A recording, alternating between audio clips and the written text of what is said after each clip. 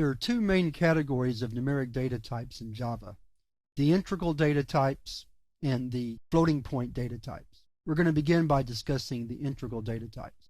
The two main integral data types are int for integer and long for long integer. The int data type stores numbers in the range of negative 2,147,483,648 to positive 2,147,483,647. In general, that is enough storage for any integer value that you're going to work with, and certainly in this course that's plenty of room. However, if you don't have enough room, you have the possibility of using the long data type. And I'll just let you look at the range that the long stores. Those numbers are quite large. In the floating point types, and here we're talking about numbers with fractional parts such as pi, 3.141569, or some other value like that, we have two data types, float and double. The float data type allows you to store up to 127 digits after the decimal point, and the double allows you to store 1023 digits after the decimal point.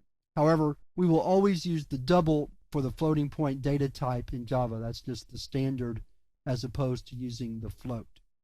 After the two main integral and floating point data types, we have two or three other less important integral types that we want to at least mention in this lesson. There's the byte, which can store small numbers in the range of negative 128 to positive 127. There's the short, which stores numbers in the range of negative 32,768 to positive 32,767. And then there's the char.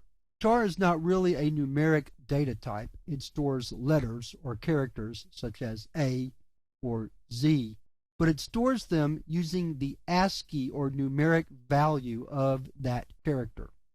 If you're not familiar with the ASCII values, you might want to Google that term to give you an idea, but I'll just very briefly tell you that every character, letter, and symbol that you can find on the keyboard, as well as some non-printing characters such as tab and space, all have an underlying ASCII value that the computer uses to store or as a representation for that character, letter, or symbol.